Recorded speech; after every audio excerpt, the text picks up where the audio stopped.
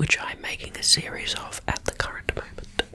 Now, before we get into this reading, I'd like to invite you to like the video and subscribe if you're not already a subscriber.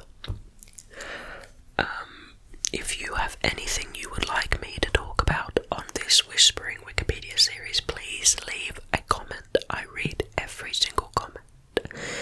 You can also private message me on any of my social media, and I also read them as well. Now, thank you so much for watching. Please remember, I can't pronounce scientific names, scientific terminology, or anything complicated.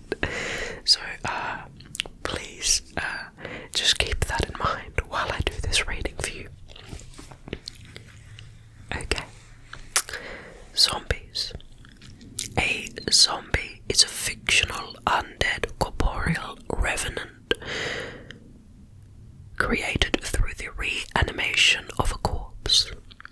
Zombies are most commonly found in horror and fantasy genre works. The term comes from the Haitian folklore, in which a zombie is a dead body reanimated through various methods, most commonly magic. Modern depictions of the reanimation of the dead do not necessarily involve magic, but often invoke science-fictional methods such as carriers, radiation, mental diseases, vectors, pathogens, parasites, scientific accidents, etc. The English word zombie was first recorded in 1819 in a history of Brazil by the poet Robert Southey in the form of zombie. The Oxford English Dictionary gives the word's origin as West African and compares it to the Congo words Nzambi, which is God, and Zumbi or Nzumbi, which is fetish. Some authors also compare it to the Congo word Vumbi, a ghost, revenant, corpse that still retains the soul, and Mvumbi, which is a body without a soul. A Kimbundu to Portuguese dictionary from 1903 defines the related word Nzumbi as soul, while a later Kimbundu Portuguese dictionary defines it as being a spirit that is supposed to wander the earth to torment the living. One of the first books to expose Western culture to the concept of the voodoo zombie was W.B. Seabrook's The Magic Island in 1929. The sensationalized account of a narrator who encounters voodoo cults in Haiti and their resurrected thralls. A newer version of the zombie, distinct from that described in Haitian folklore, emerged in popular culture during the latter half of the 20th century. This interpretation of the zombie is drawn largely from the George A. Romero's film Night of the Living Dead, which is made in 1968, which was partly inspired by Richard Matheson's novel I Am Legend, which was released in 1954. The word zombie is not used in Night of the Living Dead, but was applied later by fans.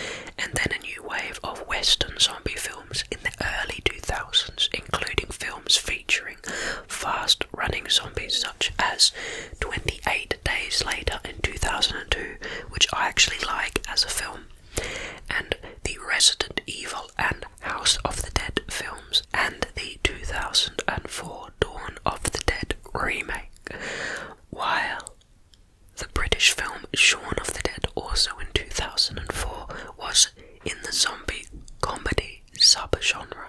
The zombie apocalypse concept, in which the civilized world is brought low by a global zombie infestation, has since become a staple of modern popular art. The late 2000s and 2010s saw the humanization and romanticization of the zombie archetype, with the zombies increasingly portrayed as friends and love interests for humans. Notable examples of the latter include movies Warm Bodies, I've seen that and it was kind of fun, and Zombies, and novels American Gods by Neil Gaiman, Generation Dead by Daniel Waters, and Bone Song by John Meaney, and the animated movies Corpse Bride, the TV series Pushing Daisies and iZombie, and a manga/novel/anime series Sankaria, Undying Love, and Is This a Zombie? In this context, zombies are often seen as stand-ins for discriminated groups struggling for equality, and the human-zombie romantic relationship is interpreted as a metaphor for sexual liberation and taboo breaking, given that zombies are subject to wild desires and free from social conventions. Now, them talking specifically about zombies as a kind of metaphor for a discriminated against group is definitely seen in iZombie. Now, I watched a little bit of iZombie, but I think only maybe half an episode or one episode, and I couldn't exactly pick, because I wasn't really thinking about it, what minority group they were trying to portray as, or if they were even targeting one, but definitely to me, it definitely looked like a sort of immigrant kind of metaphor for like immigrants coming into the country and trying to live their lives and experiencing culture shock, and also the harshness that some people can have towards cultures that they don't quite understand. Now we go to the word, looking further at the etymology. The English word zombie is first recorded in 1819, as you know, and it was actually referring to the Afro-Brazilian rebel leader named Zumbi, and the etymology of his name is Nzambi. The Oxford English Dictionary gives the origin of the word as Central African and compares it to the Congo words Nzambique, which means God, and Zumbi, which is fetish, of course, as we've seen before. In Haitian folklore, a zombie is an animated corpse raised by magical means such as witchcraft, and the concept has been popularly associated with the religion of voodoo, but it plays no part in that faith's formal practices. Interesting. If you want me to read about the religion of voodoo, I would definitely love to read about that, because I really don't know anything about the religion. Now, how the creatures in contemporary zombie films came to be called zombies is not fully clear. The film Night of the Living Dead made no spoken reference to its undead antagonists as zombies, describing them instead as ghouls, though ghouls, which derive from Arabic folklore, are demons, not undead. Interesting. I'd love to read the ghouls Wikipedia. Maybe I'll read that next or some other time. Maybe in fact I'll read that straight after this. Although George Romero used the term ghoul in the original scripts, in later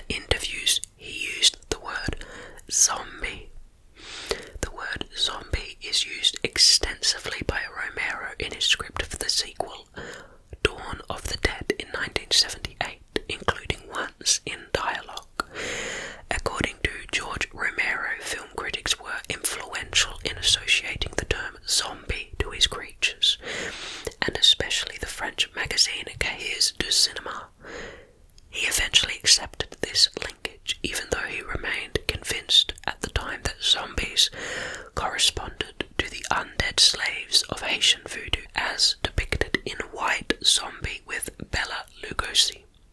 Interesting. Now we go to folk beliefs, starting with Haitian tradition. Zombies are featured widely in Haitian rural folklore as dead persons physically revived by the act of necromancy of a boko, a sorcerer or witch. The boko is opposed by the hungan, which is the priest, and the mambo, which is the priestess. Of the formal voodoo religion, a zombie remains under the control of the boko as a personal slave having no will of its own. The Haitian tradition also includes an incorporeal type of zombie, the zombie astral, which is part of the human soul. A boko can capture a zombie astral to enhance its spiritual power. A zombie astral can also be sealed inside a specially decorated bottle by a boko and sold to a client to bring luck, healing, or business success. It is believed that God eventually will reclaim the zombie's soul, so the zombie is a temporary spiritual entity. The two types of zombie reflect soul dualism, a belief of the Haitian voodoo. Each type of legendary zombie is therefore missing one half of its soul, the flesh or the spirit. The zombie belief has its roots in traditions brought to Haiti by enslaved Africans and their subsequent experiences in the New World. Wow, that's interesting. So maybe that's one of the originating reasons as to why zombies were viewed as slaves.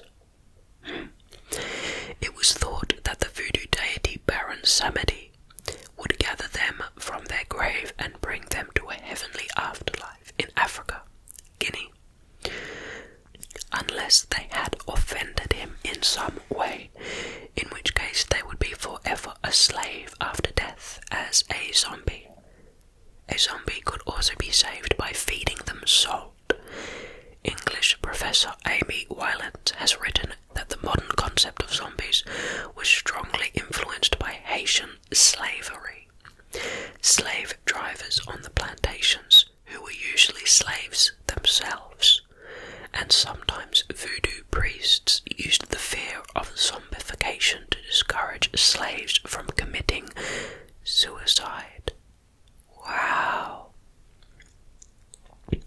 While most scholars have associated the Haitian zombie with African cultures, a connection has also been suggested to the island indigenous Taino people, partly based on an early account of native shamanist practices written by the Hieronymic monk Ramon Pan, a companion of Christopher Columbus. The Haitian zombie phenomenon first attracted widespread international attention during the United States occupation of Haiti, which was from 1915 to 1934, when a number of case histories of purported zombies began to emerge. The first popular book covering this topic was William Seabrook's The Magic Island in 1929. Seabrook cited Article 246 of the Haitian Criminal Code, which was passed in 1864, asserting that it was an official recognition of zombies. This passage was later used in promotional materials for the film 1932, White Zombie. Now, let's read this little excerpt. Also, shall be qualified as attempted murder the employment which may be made by any persons of substances without causing actual death, produce a lethargic coma more or less prolonged, if after the administering of such substances the person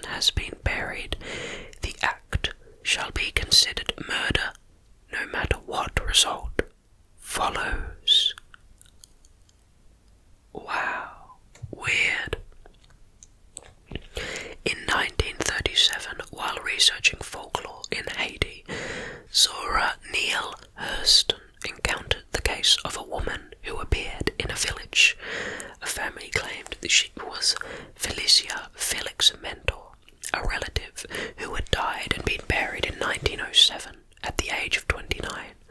The woman was examined by a doctor and x-rays indicated that she did not have a leg fracture that Felix Mendel was known to have had.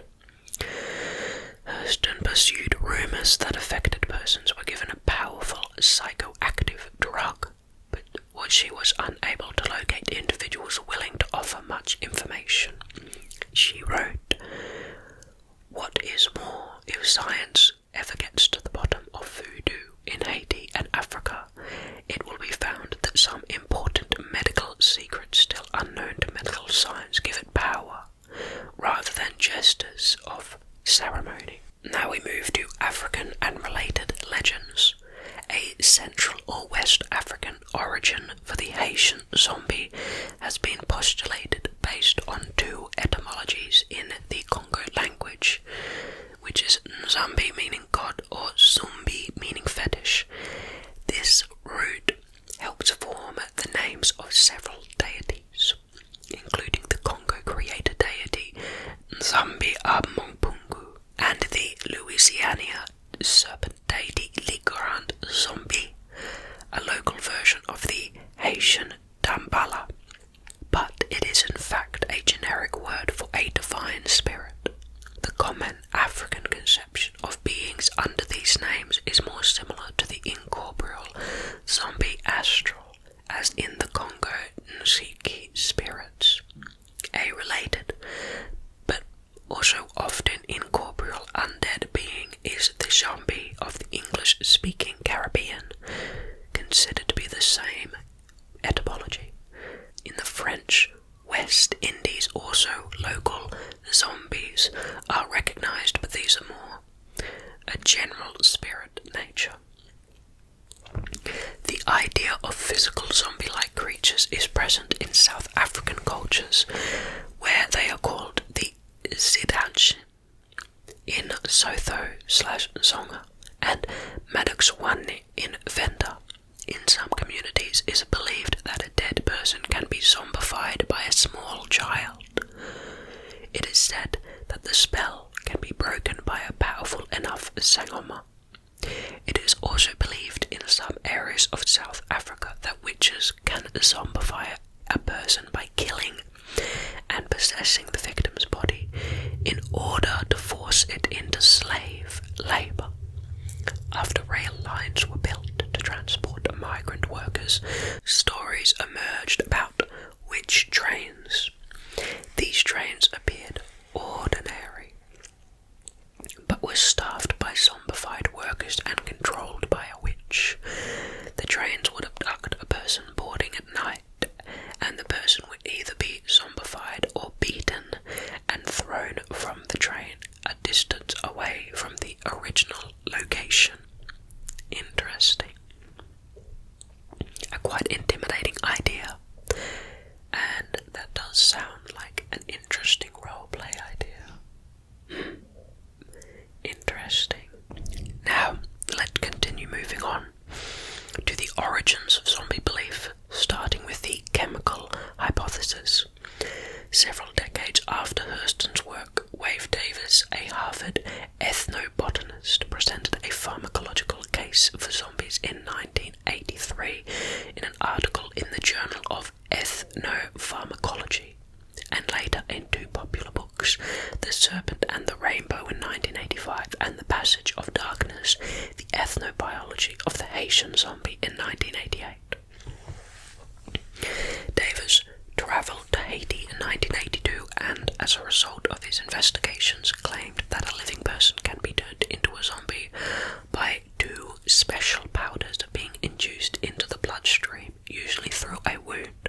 The first, French coup de powder, powder strike, includes tetrodotoxin, which is Ddx for short, a powerful and frequently fatal neurotoxin found in the flesh of a pufferfish. And the second powder consists of dereliant drugs such as datura. Together these powders were said to induce a death-like state, in which the will of the victim would be entirely subject to that of the becoor. Davis also popularized the story of Clavius Narcissi, who was claimed to have succumbed to to this practice. The most ethically questioned and least scientifically explored ingredient of the powders is part of a recently buried child's brain. The process described by Davis was an initial state of death-like suspended animation followed by reawakening, typically after being buried, into a psychotic state. The psychosis induced by the drug and psychological trauma was hypothesized by Davis to reinforce culturally learned beliefs and to cause the individual to reconstruct their identity as that of a zombie, since they knew that they were dead.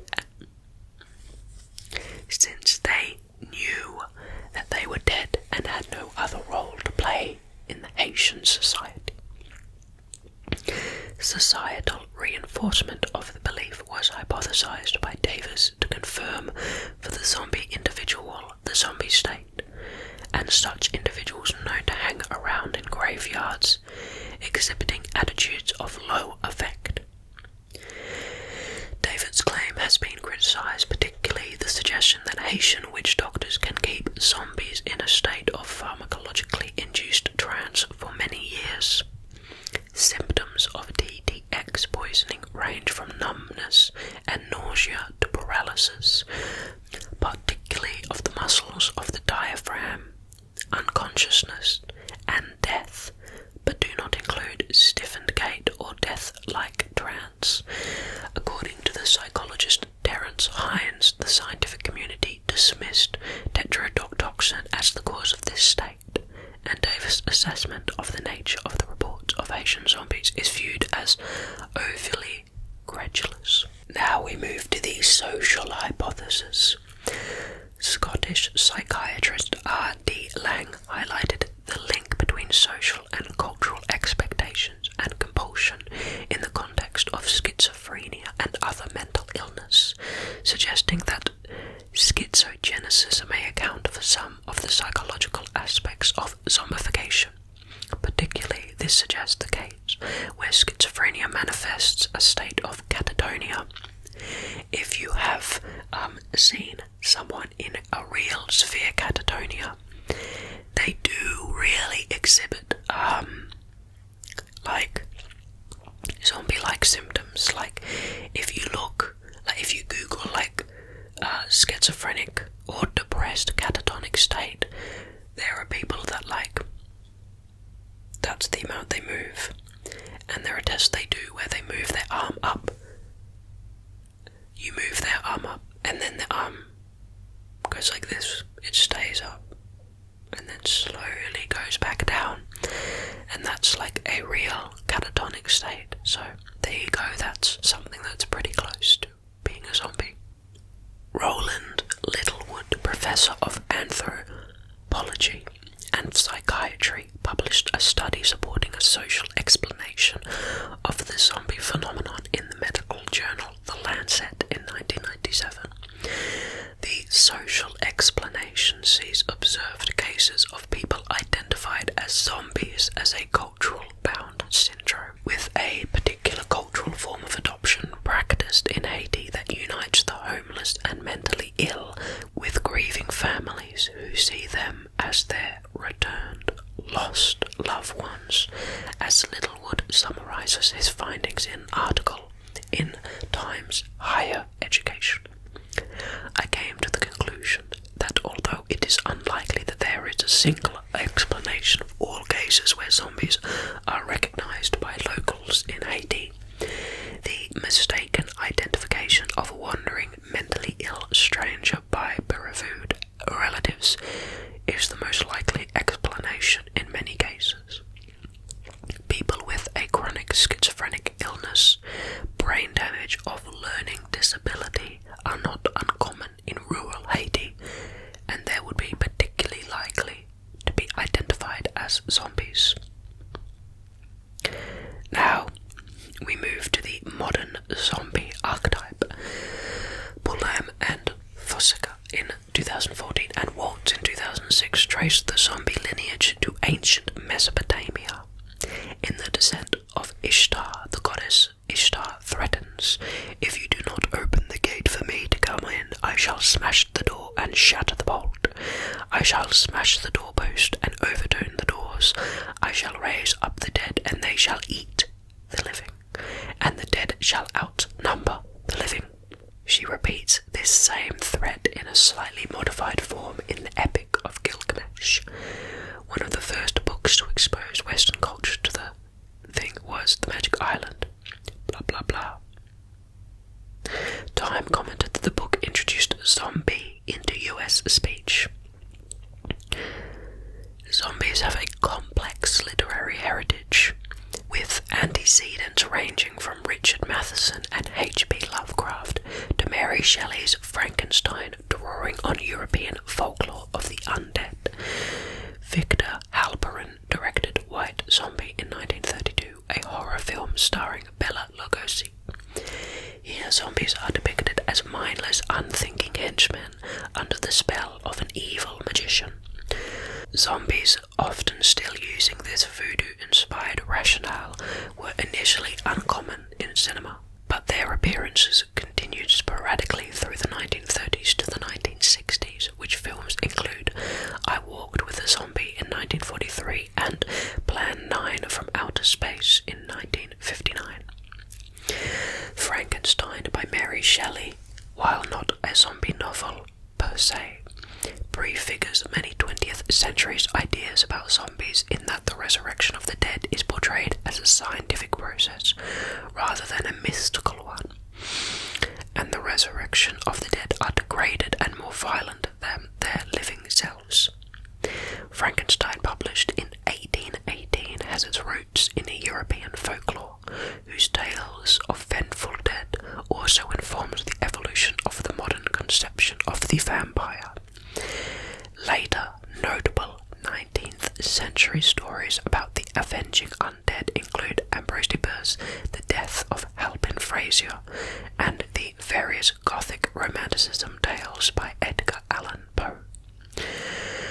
Though their works could not be properly considered zombie fiction, the supernatural tales of Bierce and Poe would prove influential on later writers such as H.P. Lovecraft, by Lovecraft's own admission. In the 1920s and early 1930s, the American horror author H.P. Lovecraft wrote several novella that explored the undead theme. Cool Air, In the Vault, and The Outsider all deal with the undead, but Lovecraft's Herbert West, Reanimator in 1921, helped define zombies in popular culture. This series of short stories featured Herbert West, a mad scientist who attempts to revive human corpses with mixed results. Notably, the resurrected dead are uncontrollable, mostly mute, primitive, and extremely violent, though they are not referred to as zombies. Their portrayal was prescient, anticipating the modern conception of zombies by several decades. Edgar Rice Burroughs similarly depicted animated corpses in his second book of his Venus series, again without ever using the terms zombie or undead. Avenging zombies would feature prominently in the early 1950s EC Comics, while George A. Romero would later claim as an influence. The comics include Tales from the Crypt, Vaults of Horror, and Weird Science, featuring avenging undead in the Gothic tradition quite regularly, including adaptations of Lovecraft's stories, which include In the Vault and Cool Air and Herbert West, Reanimate. Richard Matheson's 1954 novel I Am Legend, although classified as a vampire story, would nonetheless have a definite impact on the zombie genre by way of George A. Romero. The novel and its 1964 film adaptation, The Last Man on Earth, which concern a lone human survivor waging war against a world of vampires, would, by Romero's own admission, greatly influenced his 1968 low-budget film Night of the Living Dead, a work that would prove to be more influential on the concept of zombies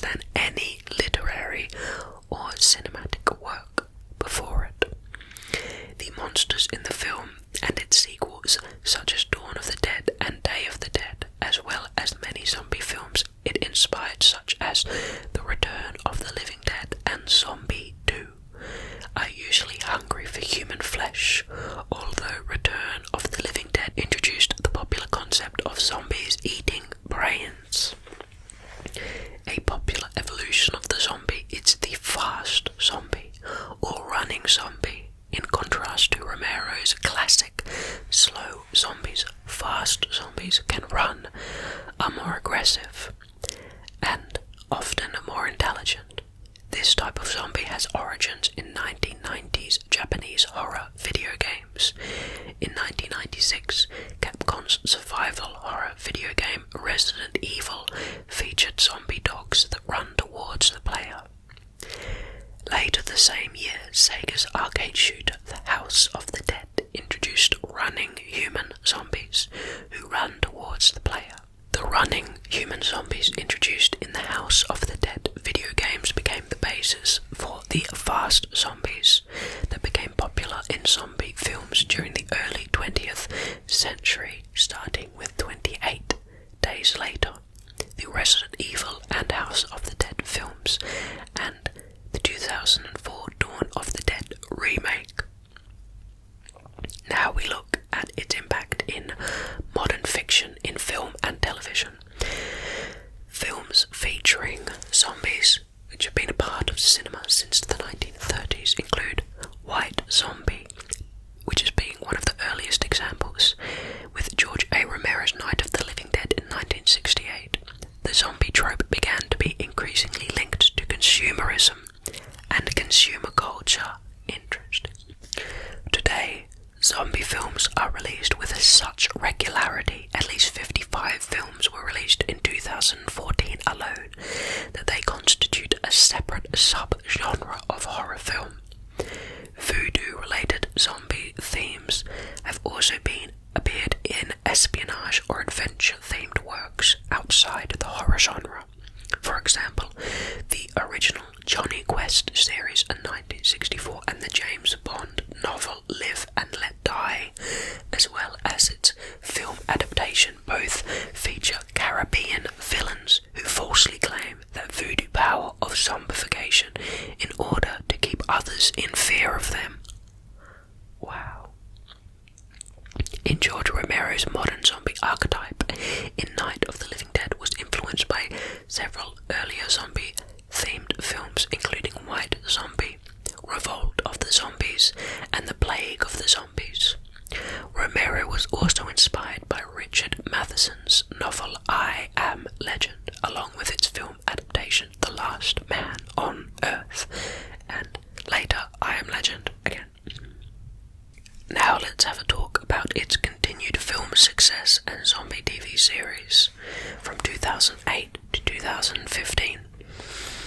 The success of Shaun of the Dead led to more successful zombie comedies during the late 2000s to 2010, such as Zombieland and Cockneys vs. Zombies.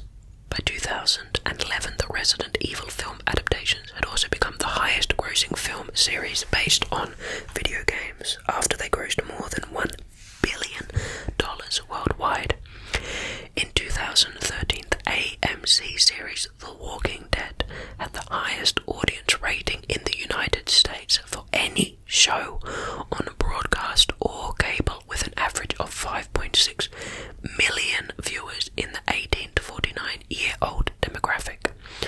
The film World War Z became the highest grossing zombie film and one of the highest grossing films of 2013. At the same time, starting from the mid-2000s, a new type of zombie film had been growing in popularity. The one in which zombies are portrayed as human-like in appearance and behaviour, retaining the personality traits they had in life, and becoming friends or even romantic partners for humans rather than a threat for humanity. Notable examples of zombie romance include the stop-motion animated movie Corpse Bride, the live-action movie Warm Bodies, Camille Life After Death, Bearing the X and Nina Forever, and the TV series Pushing Daisies and Babylon Fields. According to zombie scholar Scott Rogers, what we are seeing in pushing daisies, warms bodies, and iZombie is in many ways the same transformation of the zombies that we have witnessed with vampires. Oh yeah, that's true. Dracula represented Dracula as essentially human, a significant departure from the monstrous representation in the 1922 Nosferatu. Now, I don't know if you've seen Nosferatu, but man, it looks freaky. Nosferatu's made in 1922, and it's got this really freaky looking vampire, and Dracula is like just a romantic dude with a thing for biting people and teeth.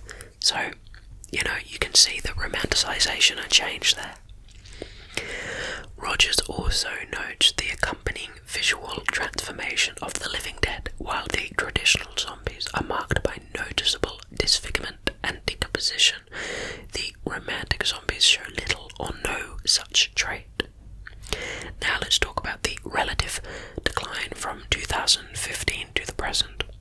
In the late 2000s, zombie films became declining in popularity, with elevated horror films gradually taking their place, such as The Witch in 2015, Get Out in 2016, A Quiet Place in 2018, and Hereditary in 2018. An exception is the low-budget Japanese zombie comedy One Cut of the Dead in 2017, which became a sleeper hit in Japan.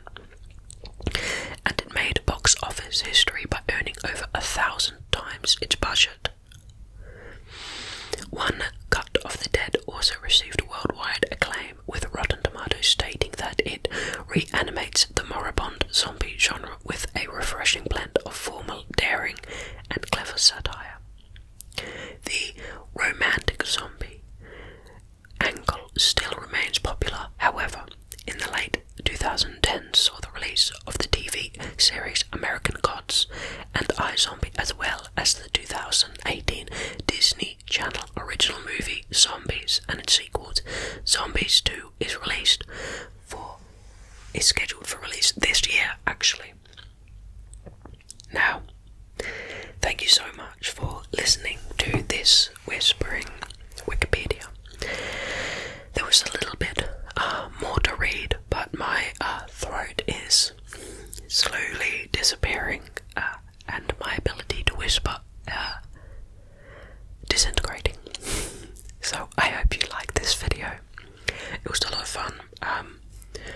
Directly before filming this video, I did film a roleplay where I was a zombie, so if I still had any weird makeup or something on, just ignore that. I tried to wipe everything off that I could with makeup wipes, but you know how it is. Anyway, thank you so much for listening. If you want a part 2 where I read the rest of the Wikipedia, please tell me. It'll probably be a shorter video, but yeah.